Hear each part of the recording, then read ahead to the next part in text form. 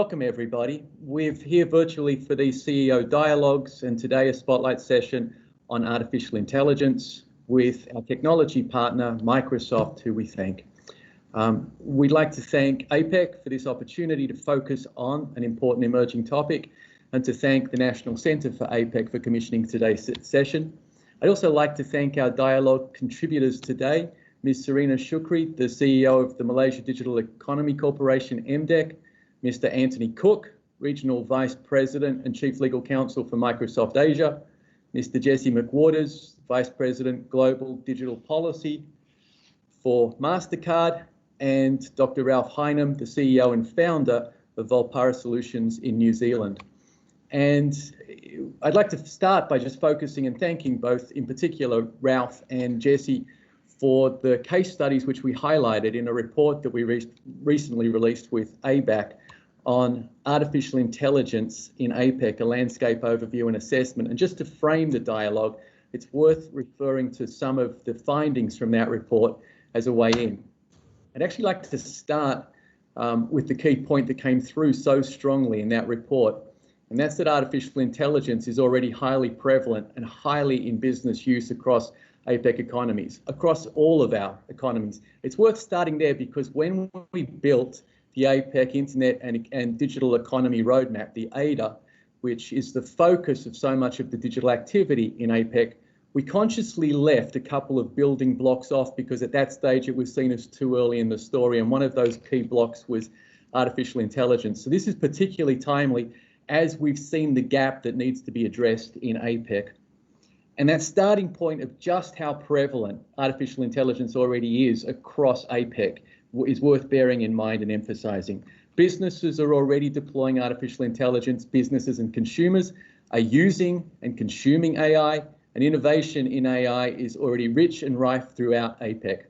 What this speaks to: AI is not tomorrow's story. It is already here and highly productive. And AI is also not a story that needs to be regulated into development, placing constraints around ethics, trust, principles, transparency, or control. These are obviously important considerations, no doubt, but regulators should look at what is already happening and already developing on the ground. And if we can take that one step further, we as a region should be looking to grow these opportunities. So this report is an evidence-based landscape review. It explicitly references more than 20 case studies across 13 APEC economies: Papua New Guinea, Peru, the Republic of the Philippines, the Russian Federation, Singapore, Chinese Taipei, the United States, Australia, Chile, the People's Republic of China, Japan, Mexico, and New Zealand. It has case studies that cover large multinationals, mid-sized and growing enterprises, SMEs and MSMEs, private sector, government, not-for-profit, and academia developments are all covered, which speaks to the richness of the diversity we're already seeing. There are case studies addressing COVID-19 health responses, supply chain and trade enablement, manufacturing, commodities, and so on. A first step for APEC, therefore, should be to look closely at what is already working on the ground in developing supportive frameworks to advance the use of AI in the region. And what the landscape review and case studies demonstrate is that while it's still early days, there is already a rich tapestry of innovative business models and practices emerging. It would be problematic to regulate constraints into this system at a time the world needs to see regional flows and regional economic development. So therefore, though it's still in the early stages, AI products, services are being introduced across finance, education, healthcare, retail, logistics, manufacturing, and so on. Strategic industries that together drive the economic dynamism both emerging and mature APEC economies can enjoy. I just want to quickly flag the 5 findings before I ask our contributors to begin with their respective thoughts from where they're looking at these developments. There were 5. The need to elevate AI in APEC's economic agenda.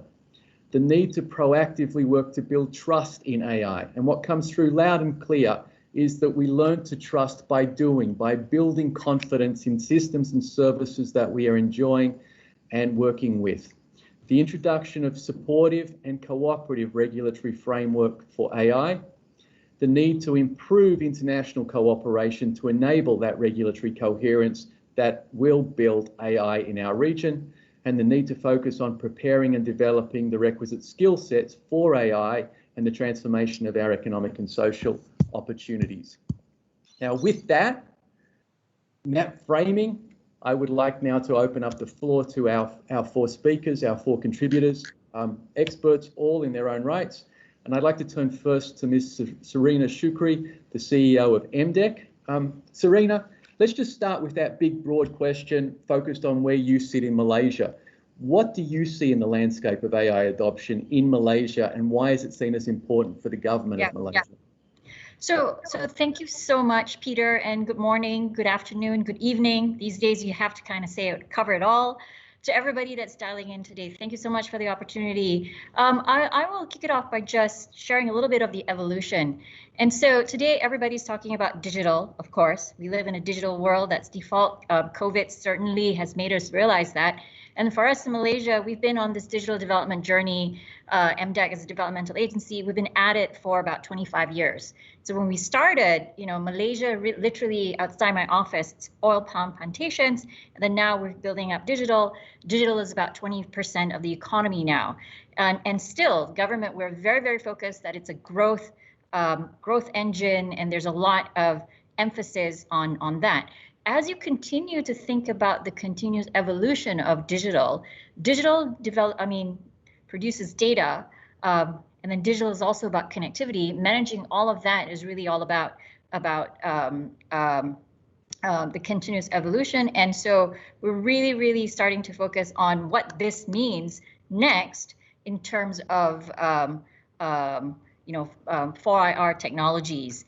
And so as we think about the importance of AI certainly is part of that equation. We really view AI as a transformative technology. It's one of the general purpose technology, and it's all in parcel of this focus that we have in terms of readying the nation to make sure that we adopt this digital leap, if you will. In fact, coincidentally, just 3 days ago, the Prime Minister chaired the first National Digital Economy and 4IR Council. And so, of course, from a why standpoint, the good news is that we all realize that it's no longer a question of why these things are important, and technology is important, and so it's really a question of how. So when we talk about the landscape and why we think AI is important, it's really all about providing leverage so that businesses can do more, and we can really make sure that we continue to thrive in the era of 4IR, if you will. Thank you, Surina. Given the rich diversity of APEC across the region, given what we see across so many different economies, each brings their own strength. In Malaysia, what are you seeing as the challenges and opportunities specific to Malaysia currently? For Malaysia, I think I'll talk about it in the context of number one, baseline. We're still developing, and so even when you think about before we even talk about AI, we talk about just digital. Digital adoption is continues to grow, but the baseline right now, it really only accounts for about 20% of the economy, and then but it's still rapidly growing. And so today, everybody, when we just talk about digital, there's still people are pre-COVID, there was still a lot of questions just around digital and lack of understanding, especially as it relates to smaller companies, the SMEs, which makes up a large chunk of our economy. So when we think about AI, I think the good news is that there's greater awareness. I think people like you touched on it in your report. There is we're already using it, but then to fully leverage it, I think there's still this unfamiliarity. And so to maximize its full potential, one of the challenges is to make sure that people understand what this full potential is and make people understand it more. I think there's a preconceived notion that as it relates to AI, it's super expensive. Only, the large corporates can leverage AI, and even large corporates um, um, not all boards are receptive because they think that, okay, it's a huge investment, we don't know what it is, it's a black box, et cetera, et cetera. And so building up this familiarity is important across the system, and more so with the smaller companies, because I think there's this preconceived notion that it's only for the elite, it's expensive, it's risky, it's this black box. So it's this unfamiliarity. And then the other one I would say is another challenge is because you're unfamiliar, there is this notion of I tend to think of it as you stop before you even start. And so you touched on it as well on your number 3 just now. You were saying supportive regulation is important, but when we're thinking about AI, sometimes, before you even start, you start thinking all these other, it's unethical, it's all the other aspects of it that really, really come out. I think at the end of the day, the framing of any discussion around AI is key, because with the unfamiliar, the minute you mention AI, there's always that dual mindset, right? Are you Terminator AI or are you happy AI? And so depending on who you speak, you have that framing is important. So how you even start and have the conversations are key. And so it really is all about educating and making sure people understand the true power and benefits of this transformational technology longer term. Yeah, one of the points that we've had to start that conversation with so many times, particularly with smaller companies and enterprises, is telling them that they're already using AI by showing them the services that they're subscribing to, that they're consuming, that they're actually selling on to their customers. But I really want to come back a few times as we can to SMEs, because as you're right, they power so much of our APEC economy, so many of our APEC economies. Speaking of SMEs, I'd like to turn to one of those now with Antony. Antony Cook, the Chief Legal, I'll get your title right again, Antony, the Regional Vice President and Chief Legal Counsel for Microsoft Asia. Leaving the SME piece aside, although you have so many of them that are already consuming AI services, Antony, what do you see from your perspective of the trends across the region in AI adoption? Thanks, Peter. Good morning, everyone. Good afternoon, good evening. It's a real pleasure to be participating today. And thanks for the opportunity. I think a lot of what you've spoken about, I think, is what we see is the focus that's come to that in the last 6 to 9 months. And I think the point about AI that I do think is more and more being understood is that it is already a well adopted and implemented technology. And so that I think starts to then shape a conversation that's slightly different than perhaps when it's viewed as this technology that's off in the future. And I think what we're seeing, particularly if I look at it purely from a business perspective, is just this notion of how much AI is going to impact business and how much it's going to be important for businesses to be utilizing AI if they're going to transform and grow their businesses. We did a study that was last year with IDC, and in that there was a readout from 80% of business leaders within the region agreed that AI is instrumental for their organization's competitiveness. And if you underline, you just stop and think about that as a point in time. That's a year ago. People are saying that a technology is fundamentally important to the way in which organizational competitiveness is going to develop.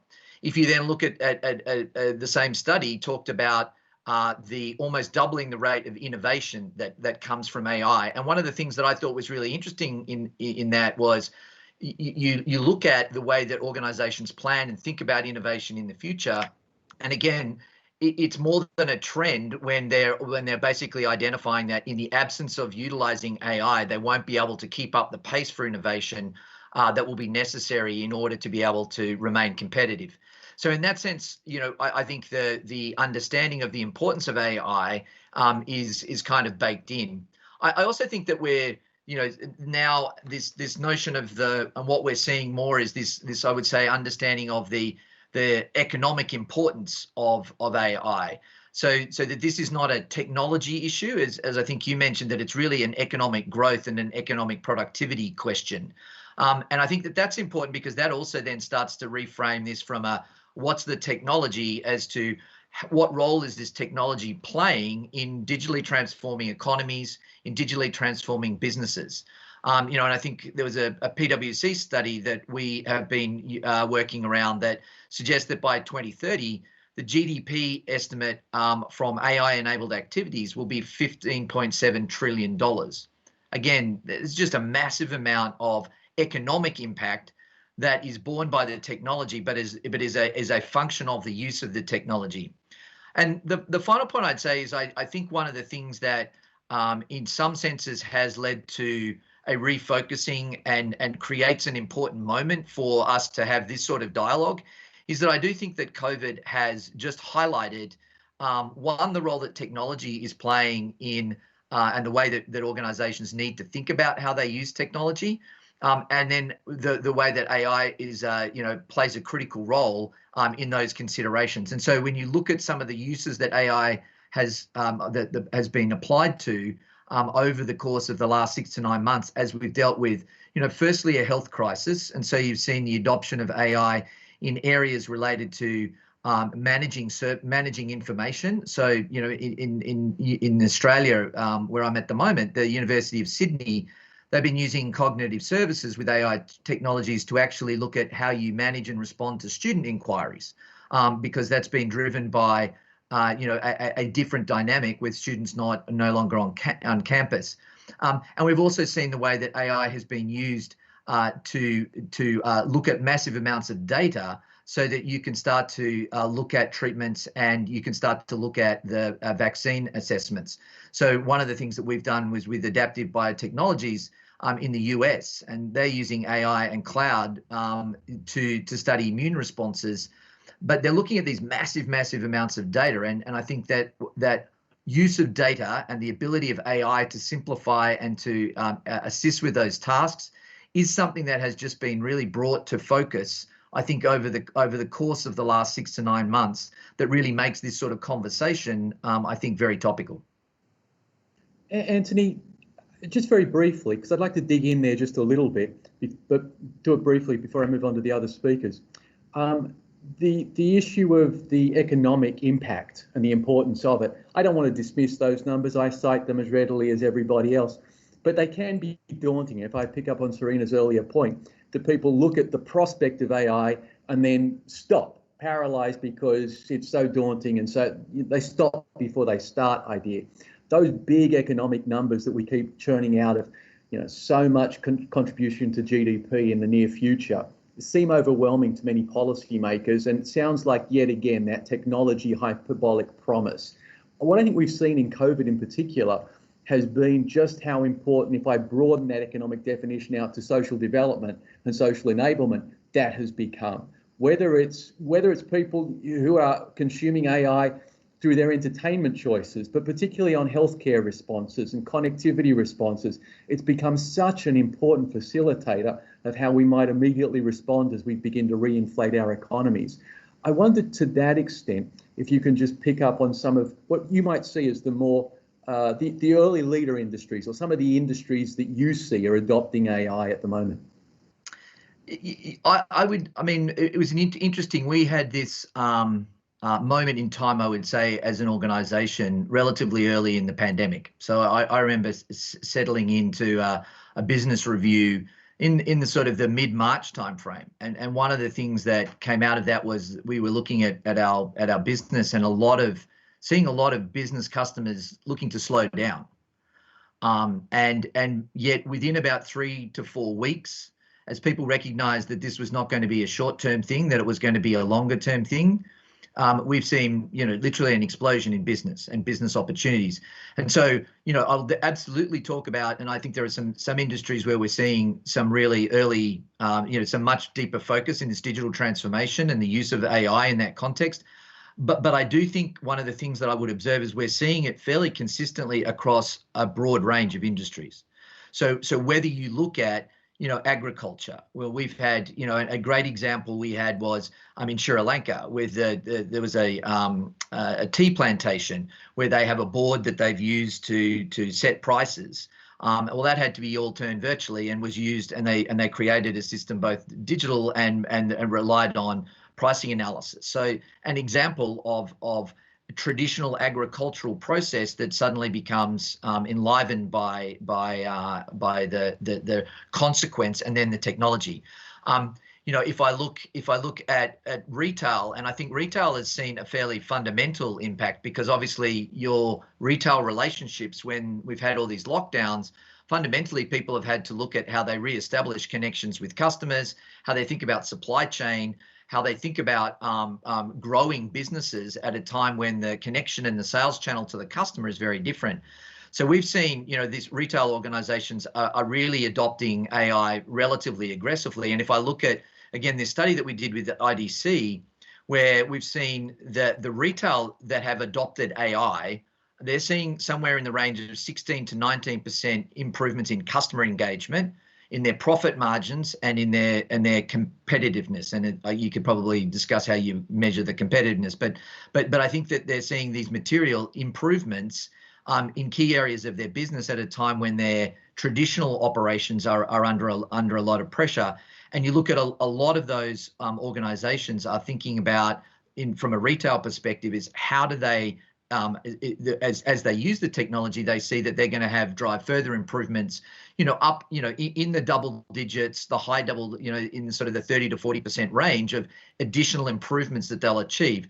And just, one example, an Australian one where we've worked with Coles, during this period where they've really looked at using AI, data, and machine learning to look at how they're optimizing down their supply chain, and looking at how they also looking at positioning products and pricing efficiencies in the way that they do that online. So I think they're the sorts of industries which we've seen. The other one that I would say, and I probably, if I think about the healthcare, I would also say that we've just seen healthcare both from a private sector, but also very much from a public sector, from governments recognizing that the adoption of AI in addressing the healthcare crisis is something that flows not only to just the COVID responses, but also that's flowed into other areas. And so if I look at some work we've been doing in Japan with the Japan National Cancer Center, and partly as a result of looking at how AI systems are being used as part of COVID response, they've actually been looking at how they tag data so that they can combine it across physicians and across hundreds of thousands of operations to then build a surgical database that really then can improve the way they can do diagnostics, and it can improve the way that they can train people at medical schools to improve the way that they treat these things. So I think you're just seeing some of the lessons we've learned from, or that we are learning as we go through the crisis, being applied, both in some very specific in industry applications, but I also think you're seeing this picked up in the public sector as well. Thank you. I'd like to think that we practice that question and answer interaction where I set you up to say which industries and you say wrong question. It's everywhere. One of those things that we are seeing that we need to drag out is that this is not a typical trickle-down supply side technology development. It really is across the board right now that we're seeing the enablement and opportunity. So I'm happy that we didn't practice it but got it right. And for the rest of you who think that was not a brief answer when I asked Antony to be brief, trust me, that was a brief Antony answer. I've seen. Jesse, if I can move on to Mastercard's approach to AI, and if I could get you please just to dig in with some examples, because I don't think people fully appreciate just how extensively a card company, and I know you're going to hate me for calling it, but it's how people think of Mastercard still, is transforming itself and using AI so much across what it does, across all of its economies that it's in. So two things first.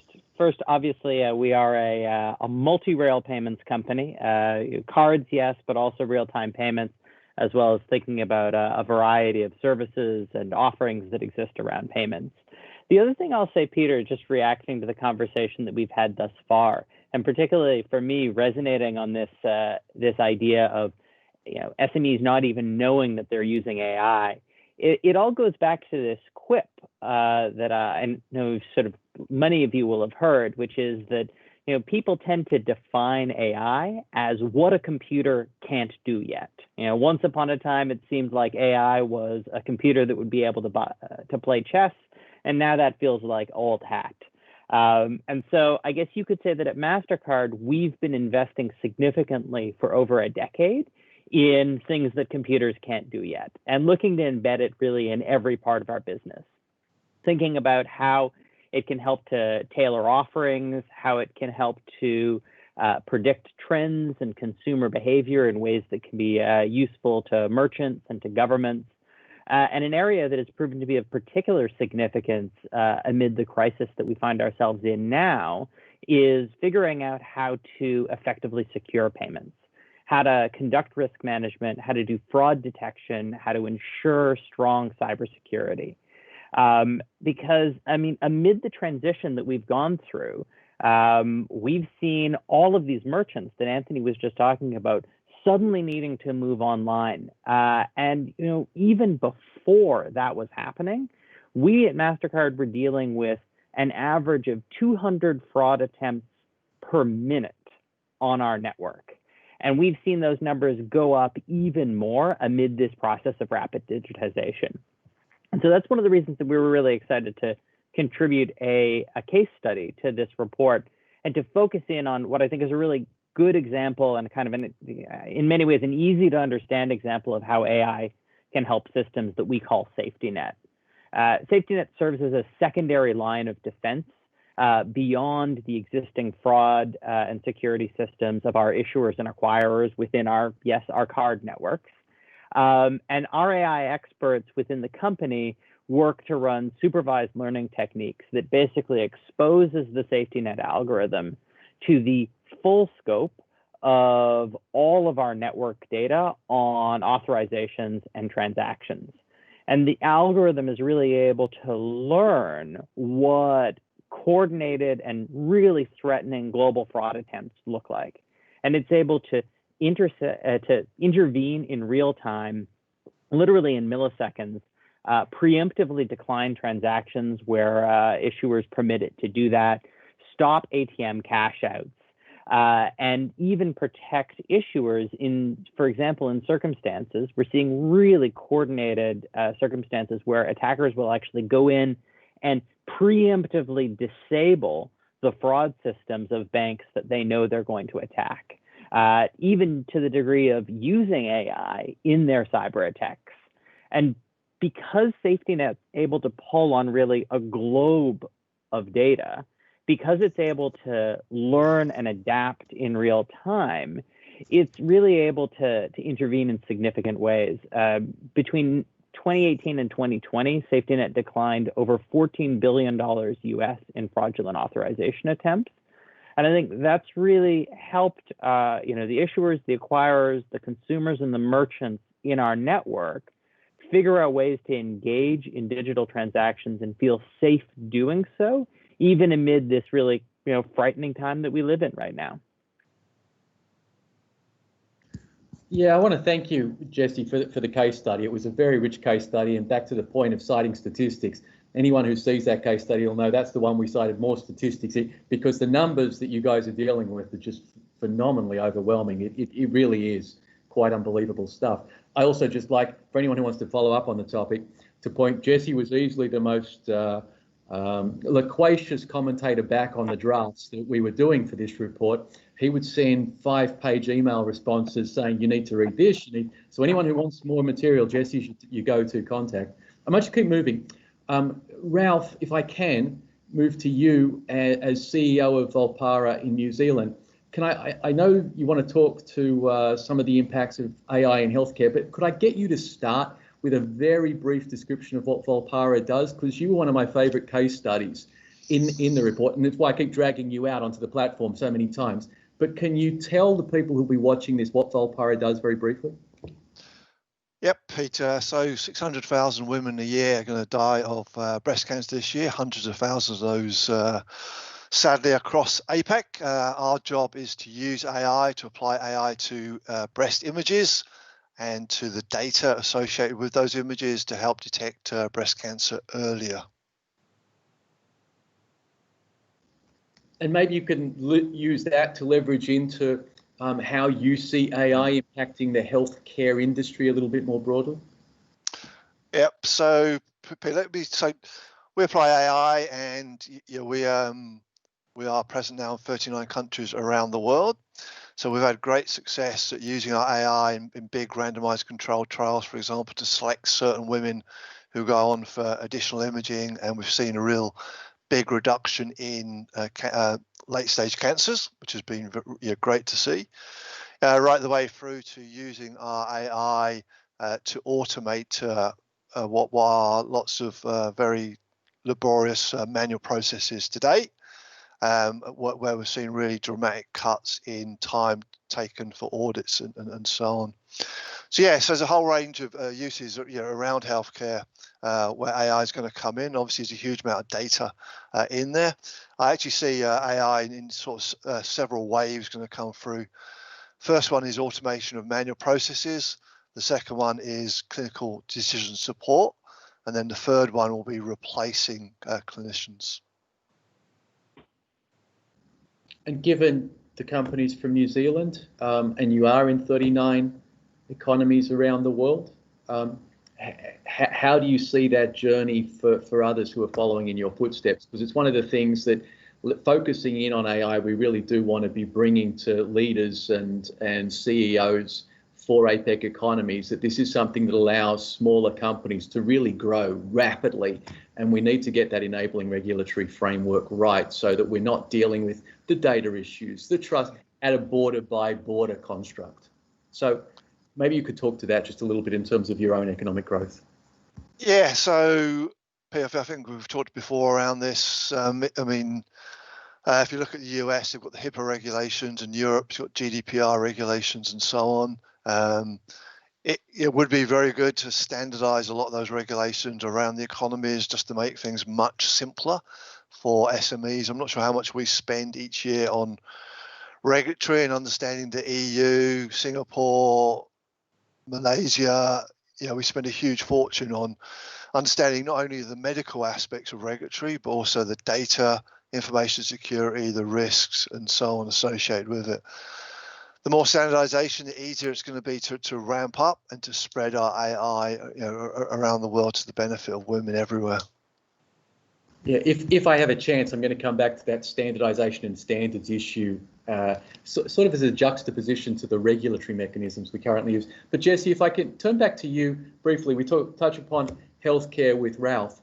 The finance sector is really going through some quite gut-wrenching changes in its transformation journey, with so many small players, which you are not one of, being a hugely sizable company, but one that people don't think of necessarily when they think of incumbent banks and the bank sector. And yet you really are playing quite a leading role as the banks go through their transformation journey. Maybe you could just speak a little bit more to how this is going to play out in the finance industry, because again, we are seeing that hoary phrase of leapfrogging happening in the finance industry right now, where we see smaller players leading up and leading the markets in their various economies. Could you talk to just a little bit of, and if you can, that you've focused on real-time payments before, which is really having quite a profound effect, and the ability to use AI to control fraud and payments flows becomes hugely important when we start talking about true real-time payments. Oh, that's a lot to cover, but exciting stuff. So let me hit a few of these. I think that we have the potential with AI to do some really remarkable things in the financial services space. We have the potential to drive improved security. I think we have the potential to enable cheaper, faster, and more seamless processes. And I think we have the potential to actually really raise the bar on the inclusiveness of our financial system, really offering customers that traditionally have maybe been at the margins better services. But the reality is that a lot of incumbent financial institutions are struggling in the delivery of this, because fundamentally AI for me is about an algorithm, which is in a lot of ways a relatively commoditized asset. A lot of that sitting in the public domain, and then you got to get your data together and figure out a way to put that data together. And that turns out to be a challenge, because making the case that you should have the data from your customers, making sure that you can get access to the right data, integrating it across silos that are often really difficult to transcend, particularly within legacy organizations. These are non-trivial challenges, and overcoming them often requires significant investment. And then at the same time, exactly as you're saying, Peter, we're seeing fintechs and innovators in this space that are often fundamentally a little bit more nimble. They are able to make use of as-a-service offerings that exist within this space. But I do think that there is actually an interesting example of where there are opportunities that people often aren't seeing for the large incumbents. And I think it's things like thinking about how you can, for example, offer focused financial services as a service opportunities. Look at the business that BlackRock has built around their Aladdin offering, where they've really taken the size and the scale that they have at their disposal to give really high quality risk capabilities to much smaller and some quite large players at a much lower cost. And so definitely some operational challenges, but I think that there are complementary capabilities that exist within the incumbents and within the fintechs and within the tech providers who are bringing cloud and those sorts of capabilities that are often critical to enabling this transformation, and really thinking about how do you bring all of that together in order to deliver a set of capabilities that actually really help the consumer. And I think just to kind of bring that back around to the topic that's come up a lot here, which is of regulation, I think that it's really important that we recognize that AI brings with it novel risks. It brings risks that threaten to, if we don't handle them properly, to undermine the fairness of decisions, the privacy of users, and even, in time, perhaps the stability of the financial system itself. But I think the good news is that we really know at this point that none of these challenges are insurmountable. We're seeing great work between regulators and financial services players coming together to develop new models of governance that are fit for purpose for AI. And for this audience, some of the best news is that APEC is really a leader in that important work. You've seen the FEAT principles out of Singapore. You've seen the guidance and advisory on robo-advisors coming out of the SFC in Hong Kong. And in Canada, where I'm from, you have seen some interesting stuff around algorithmic impact assessment systems that I think is really cool. And so ultimately, I'm really optimistic about the role that AI can play in financial services. And I think it's not just about building a financial system where we can contain AI and keep it from doing harm. I think it's about using AI to raise the bar of our expectations on the type of financial services that we deliver. Thinking about ways of strengthening consumer protections, improving transparency, improving privacy, and really at the heart of what we do at Mastercard, thinking about how do we make financial services more inclusive and more accessible to those who have traditionally been at the margins. Yeah, I think the framing is really important, because all these things we've never done before, right? So these are all novel issues, novel risks, and technology really is not about containing all the risks, it's about managing the risk.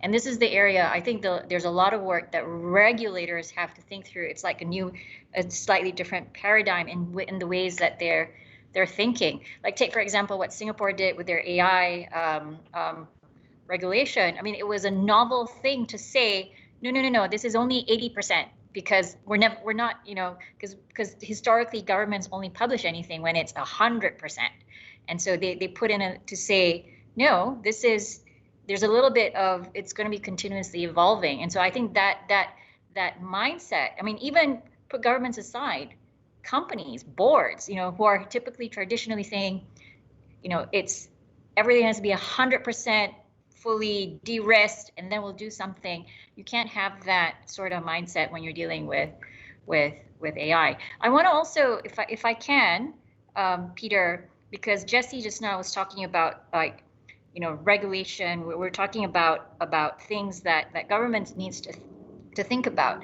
One thing I do want to touch on is, as we continue to think about the developing and also the adoption of AI, I personally think that in parallel, one of the important things that we need to do is think about the human aspects of it.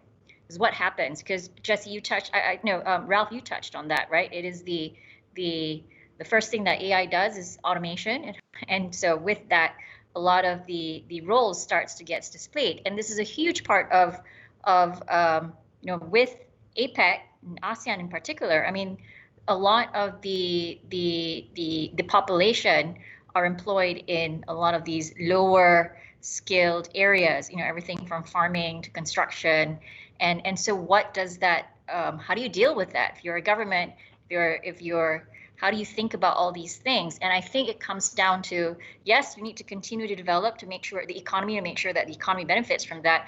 But at the same time, the skilling element, i.e. making sure that people continue to be more, it's more thinkers than doers, is key. So you try and go up this whole upskilling of the population, but at the same time, the innovation aspect is key. So how do you innovate and come up with new business models so that you can have mass deployment of humans? What do you do? And I love to use the example of Grab and Gojek, for example. And so this new business model that they created employed many drivers and motorcycle riders. And so I think that's an important element of the innovation aspects that we all need to think through. How do you deploy human capital in an AI environment? I think is key as well. I'm glad you jumped in, Surina, because I was going to turn the conversation back to you, segueing from Jesse's refocus on the regulatory issues, to ask, because MDEC has been at the forefront often of trying to move that enabling, coordinating regulatory framework along when it comes to technology and data flows in Malaysia as it interacts with the rest of the world. But just very briefly, because I want to turn it back very quickly to Ralph and Antony before we finish. What would you look to APEC for? You're very well pointing to that regulatory coherence that's required, or collaboration. What would you look to gain from APEC? I think it might have been Jesse or Anthony that touched on it before. I think, let's not reinvent the wheel, because when it comes to governance, when it comes to regulation, consistency across, I think, is key. And so continuing on this collaboration and dialogue and discussion to figure out the best way to govern, I think is key. And I think idea exchange around, I really do think that collectively, this whole issue around mass deployment of human capital, I think is going to be really important when you think about, across agriculture, across construction. What do you do when you don't have all this? One area, Ralph, I was thinking, we'll have more nurses, so because then the nurses will be more kind and have time to take care of patients. I mean, I think that's one area that we can project in healthcare, because it's this care. But where else can humans actually? What do we need to? How do we deploy? And so I'd love to continue across APEC. How do you think about these elements? Of course, from an economic standpoint, today companies are all starting to leverage AI to increase their productivity so that they can continue to export more. I think we would all benefit from that. It's just continuing economics. But I think that on the human aspect of it, this is something that we all need to figure. I mean, take best practices from each other, because I think it's a common problem that we all will have. I love the nurses comment. I would also parallel it with teachers, having caring, time-rich teachers for our kids, but for a lifelong learning journey. Yeah. Just in the dying seconds, Antony, can I just turn back to you very briefly as to the opportunity for APEC? And I know that you've proposed, or Microsoft has proposed, an AI hub that APEC could look at. Just very, very briefly, can you flag that, because that's a massive opportunity? Yeah, look, I think it comes back to some of the point that Surina was making as well, in the sense that how do we make sure that we're creating these opportunities to share what's going on? Because look, there's a lot of these activities. We've touched upon these throughout the course of this discussion about different economies are all doing things, and they're all doing things that are well thought through. They're all doing things that are addressing, I think, a common set of issues, or at least the issues as they manifest themselves in the different economies. But I think where we get the most benefit for industry, where I think where we get therefore the most ability to mine the opportunity and really create the economic impact that everybody believes is there, is really if we can get some coherence and some ability for the small, medium businesses, for all businesses, frankly, to be able to operate. And that's going to, this is kind of the learn by doing type of approach, where if we've got opportunities to really share what's going on, what's working, what's not, how do we do it, and we don't end up with a fixed framework as a starting point, we have this flexibility as they've done in Singapore, then I think we give ourselves a lot of runway to learn quickly. And that's where I think a policy and industry hub, something potentially we could look at really focusing on the next few months to take advantage of as we then get into the New Zealand year, I think would be really interesting to assess. A great way of amplifying and accelerating best practices around the region, and for having learned from what examples are working, and even more particularly what hasn't worked, so that people don't repeat the same mistakes and find a way to collaborate more cumulatively. We're over time. I'd like to thank each of you, to Surina, to Antony, to Jesse, and to Ralph. Thank you very much for your time and your participation. And with that, I'd like to draw the session to a conclusion. Thank you very much. Thank you, everybody. Thank you. Thank you.